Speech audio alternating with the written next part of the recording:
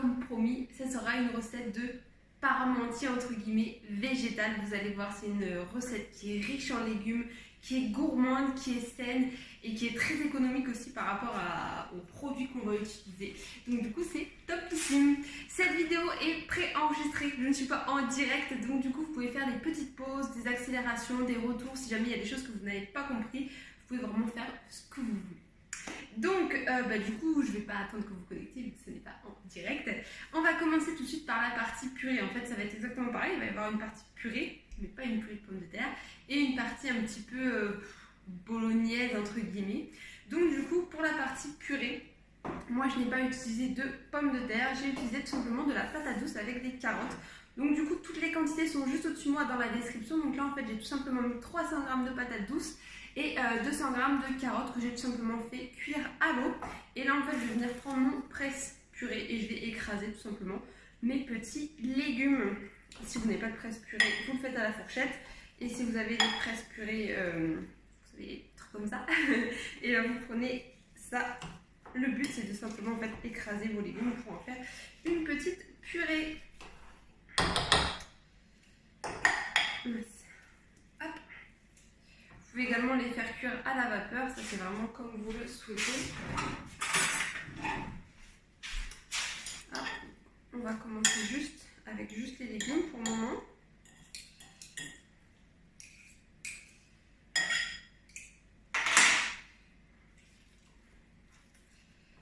Hop, on écrase bien tout ça.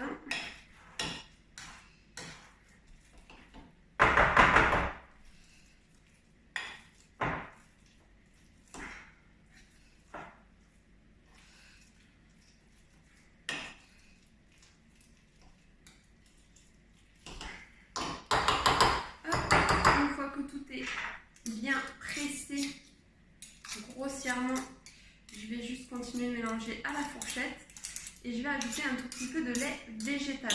Donc au niveau du lait, ce qui est bien c'est de prendre soit du lait d'avoine soit du lait de riz, parce que du coup c'est des laits qui sont assez neutres, ou même du lait de soja. Moi j'ai que du lait d'amande, donc je vais vraiment pas en mettre beaucoup parce que ça me donne un petit goût d'amande qui va pas être foufou. Donc là c'est vraiment à l'œil, donc j'en mets un tout petit peu.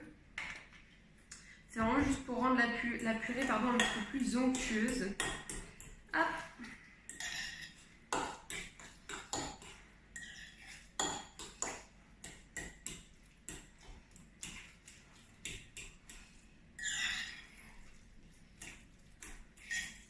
Là, je vais l'assaisonner, donc je vais mettre un petit peu de muscade,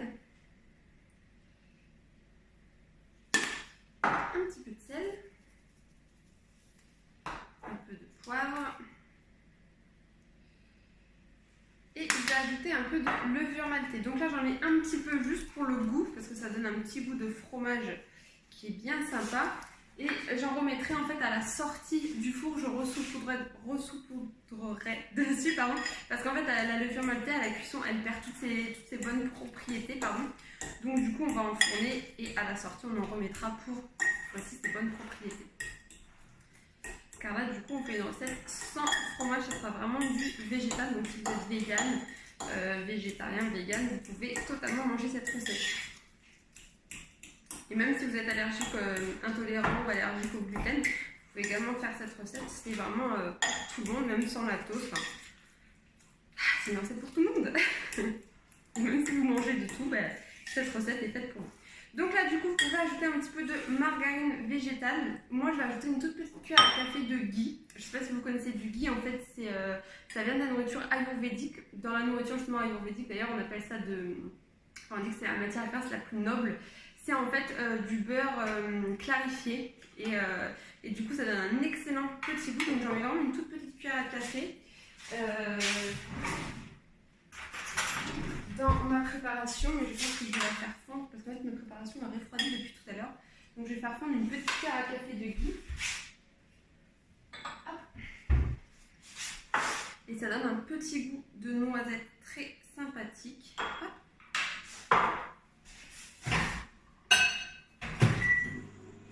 Du coup je vous invite un petit peu à vous renseigner sur toutes les propriétés du ghee qui sont excellentes. Donc du coup on le trouve en magasin bio Bien sûr, il ne faut pas en abuser comme toutes les matières grasses, mais voilà, c'est une matière grasse qui est très très noble, donc j'en utilise très très peu et ça donne beaucoup de goût. Il faut que j'arrête avec les très très très.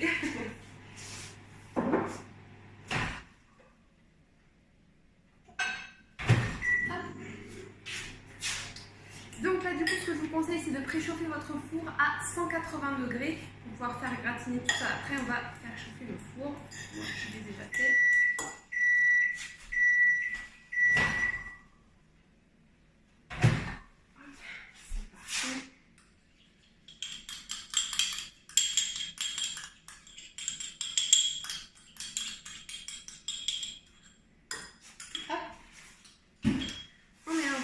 Et on va pouvoir mettre de côté.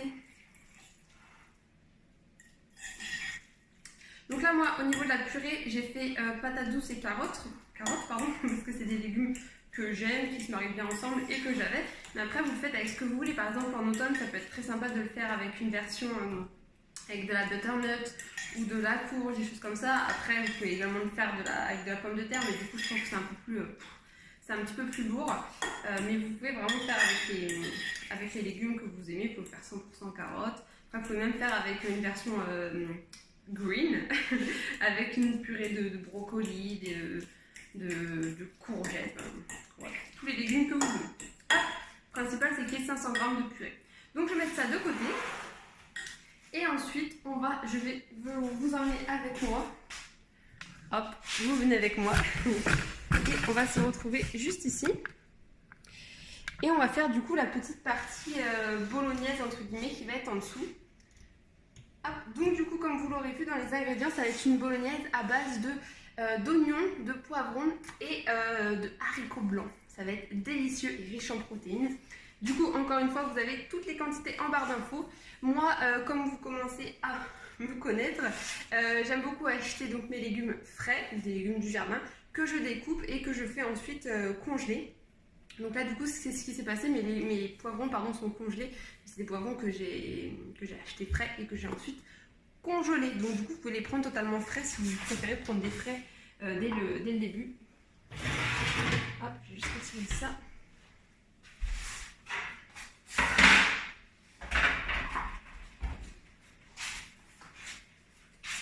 Du coup, là, j'ai mis un tout petit fond d'huile. J'aurais pu mettre d'ailleurs juste de l'eau dans ma plaque.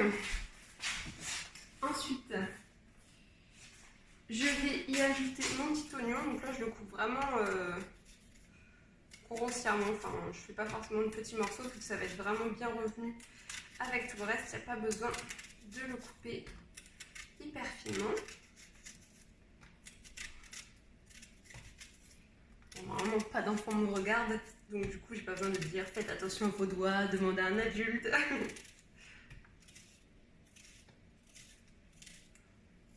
Donc là, moi, j'ai pris de l'oignon rouge parce que c'est ce que j'avais. J'en avais déjà un d'entamé. Mais vous pouvez totalement mettre un oignon, sans en mettre partout, un oignon blanc. Ça fait parfaitement le job. Ou même de l'échalote si vous souhaitez. Hop. Encore une fois, sans en mettre partout. Il faudrait que j'écoute mes propres conseils.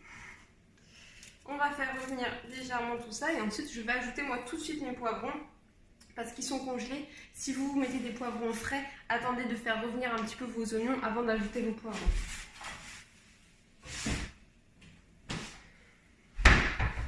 Hop, je mets une petite spatule.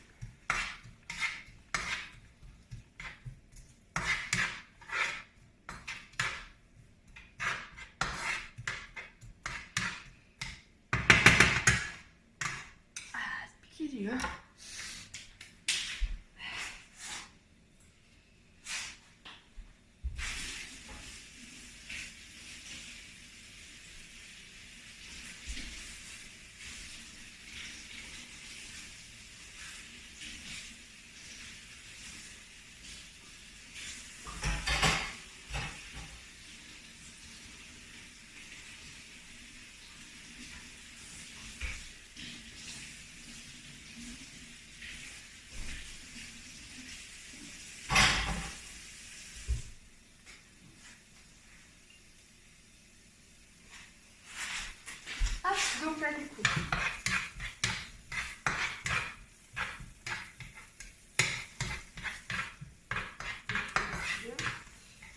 côté donc mes poivrons.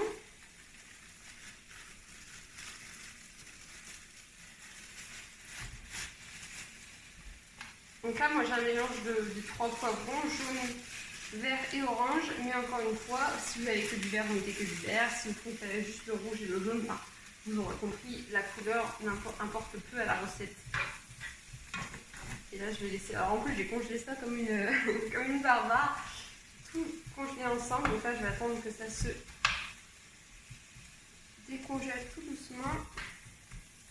Je vais laisser ça. Je le mets sur feu assez fort pour que ça soit assez saisi.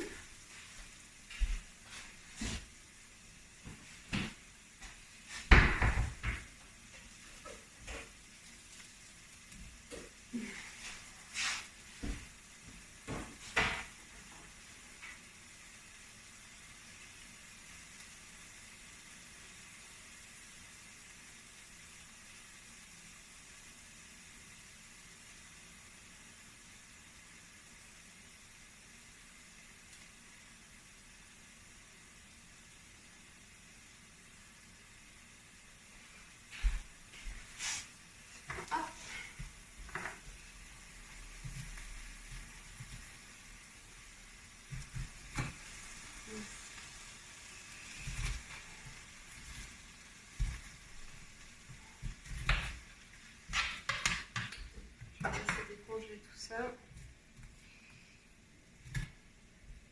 Oh bah oui, j'avais même de l'eau. Il me restait de l'oignon rouge encore à l'intérieur.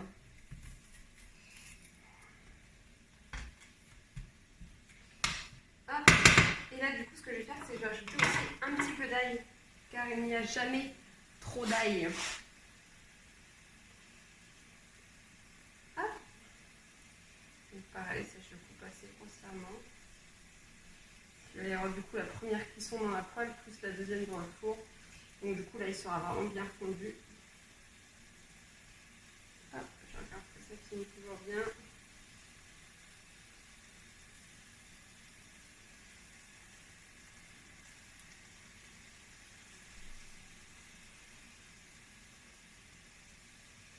Hop, et le deuxième.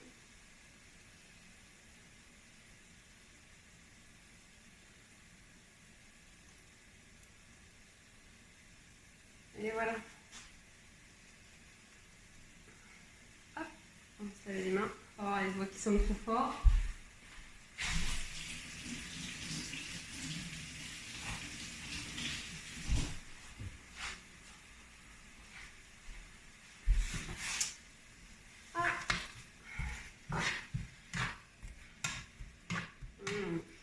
Ça sent déjà super bon.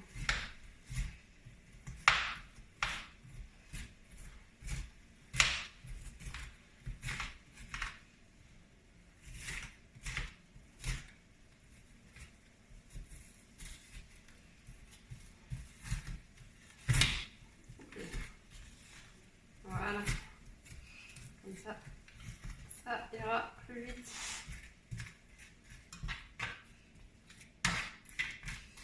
Du coup, je retourne me laver les mains.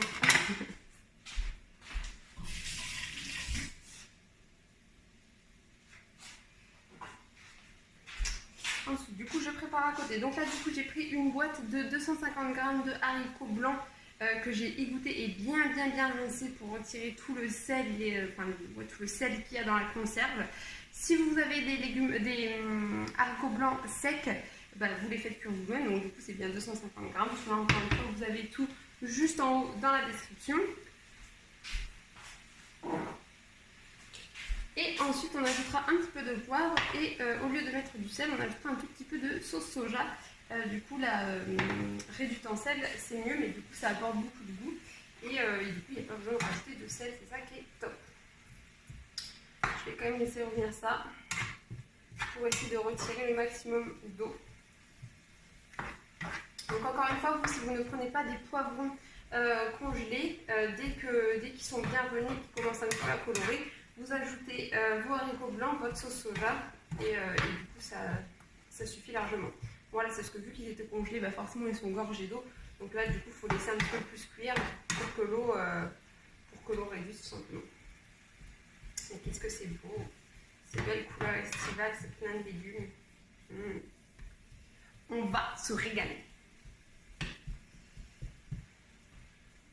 Pareil, du coup, là, au niveau des légumes, comme je vous dis à chaque fois, vous mettez ce que vous voulez. Là, par exemple, si vous préférez mettre des courgettes, qu'est-ce qui peut bien se marier, du brocoli, des champignons. Vous mettez vraiment ce que vous voulez. Après, il faut quand même que ça se marie bien avec la purée dessus, parce qu'après, avec les haricots blancs, ça se marie à peu près avec tout. Il faut quand même que ça se marie avec la purée que vous aurez choisie sur le dessus. Mais sinon, vous faites vraiment les goûts que vous aimez. Hop, là je le mets à feu vraiment bien fort. On va attendre un petit peu que l'eau s'évapore. Et moi je prépare toujours, au cas où j'en ai pas tout le temps besoin, une petite brique de coulis de tomates pour si ma pâte est un peu trop, quand j'ajouterai mes poivrons, si c'est un peu trop épais, j'ajoute un petit peu de coulis de tomates, mais c'est pas tout le temps, c'est pas nécessaire. Donc après ça c'est à vous de voir. Hop.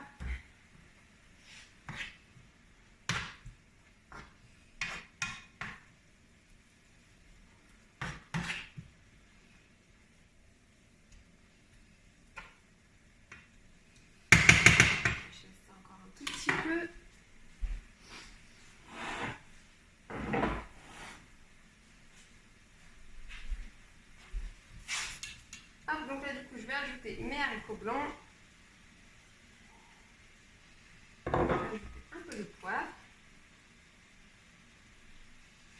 Et je vais ajouter une cuillère à soupe de sauce soja réduite sel ou de tamari. Donc le tamari, vous pouvez le trouver en magasin bio. Et la sauce soja réduite en sel, comme je vous l'avais dit, je la trouve en magasin bio, vous pouvez également la trouver dans certains supermarchés.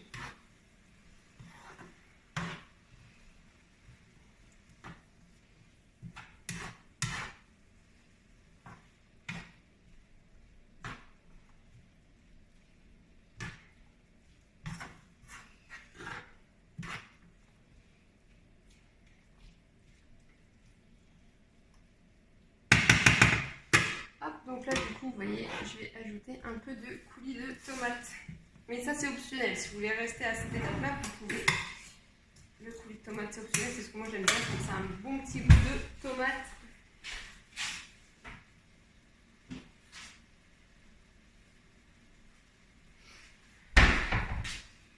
Donc là je mets l'équivalent de 3 cuillères à soupe.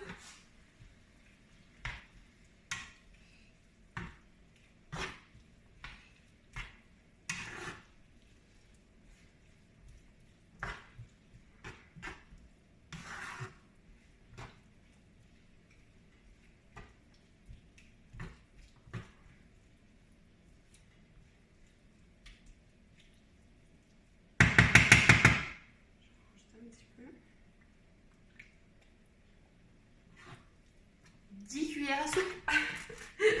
je vous remettrai tout en barre d'infos, enfin en description. C'est ça le problème avec moi, c'est que la cuisine ça part toujours en freestyle. Je parle d'une recette et puis je la refais à chaque fois de toute une façon. Donc c'est compliqué à chaque fois de me dire tu peux me refaire la recette que tu m'as fait la dernière fois. Ah mais en fait j'ai tout inventé. Donc là du coup j'essaie de me concentrer pour vous donner des recettes avec des ingrédients assez précis. Hop, et là voilà on a une belle poêlée, ça va être délicieux dans le gratin. Donc là, je vous redécale. Pardon, le gros plan sur ma tête. Et là, du coup, ce qu'on va faire, c'est que vous venez prendre un petit plat à gratin. Donc moi, le problème, c'est que j'ai pas de taille intermédiaire. Donc là, ça me paraît peut-être un petit peu grand. Quoique, non, je pense que ça va faire. Donc du coup, je mets rien dedans. Je mets pas d'huile, rien du tout. Parce qu'en fait, vu que ça va être quelque chose d'assez liquide, dans le fond, ça va pas accrocher. Donc du coup, moi, je mets rien du tout. Puis c'est vrai qu'avec ce plat-là, ça n'accroche pas. Si jamais vous avez un plat qui accroche, je vais juste vous relever un petit peu. Parce que vous avez une vue sur mes jambes, mais on s'en fout un peu. Ah, c'est bien mieux. Donc du coup, si vous avez un plat qui accroche, n'hésitez pas à beurrer, enfin pas à beurrer, à mettre un petit peu d'huile.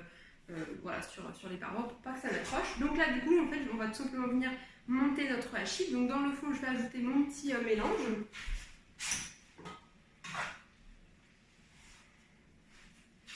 Hop, voilà, je mets tout dans le fond.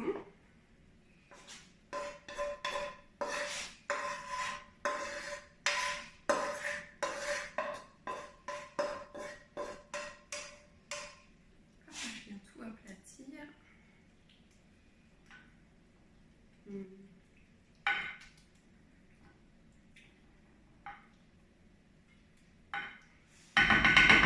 Et par-dessus, je vais ajouter du coup ma purée. La cuillère, ce sera plus simple.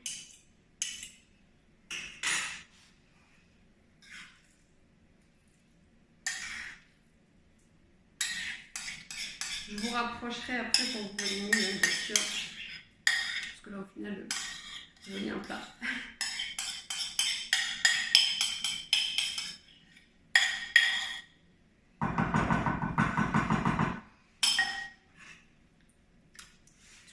Toujours manger quand il y en a un petit peu sur le pouce. Et là, on vient étaler le tout pour qu'il y ait de la purée partout. Mais rien qu'en léchant mon petit bout sur le pouce, j'ai tout de suite senti le petit goût de noisette du ghee, c'est délicieux. Donc, vous voyez, je n'ai vraiment mis qu'une petite cuillère à café et pourtant ça parfume mais tellement bien.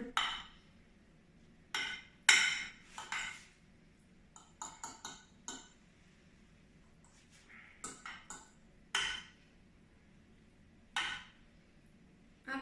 Moi j'aime bien faire des petites marques de fourchette, ça fait un petit côté rustique on va dire. Hop, je vous montre ça de plus près. Voilà, tout simplement, ça vous fait un beau petit gratin, un beau petit hachis. Et là, en fait, je vais du coup enfourner tout ça, tout simplement, pendant exactement 30 minutes à 180 degrés. Et pour les 5 dernières minutes, je monterai d'un étage mon gratin et je mettrai mon four en position grille pendant 5 minutes, juste pour que ça gratine bien. Et dès que ça sera sorti, j'ajouterai du coup un petit peu de levure maltée. Donc là, moi, c'est la levure diététique que j'ai achetée en supermarché, mais sinon, j'ai acheté la levure maltée en magasin bio.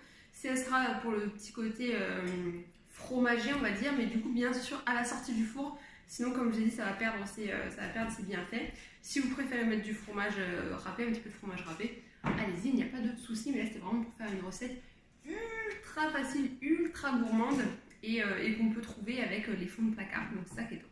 Donc, j'enfourne pendant 30 minutes et comme d'habitude, je vous montre une petite photo. Je vous fais une petite photo à la sortie du four. J'enfourne ça.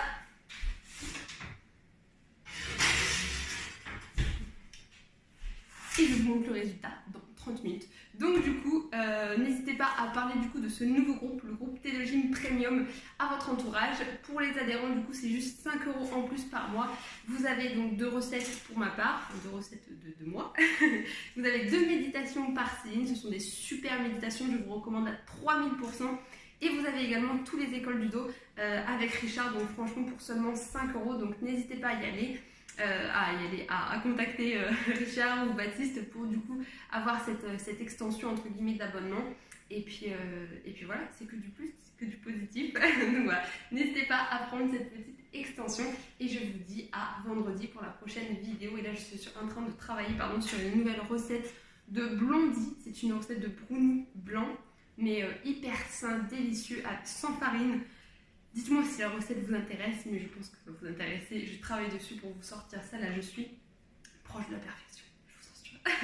Allez, je vous dis à bientôt dans une prochaine recette.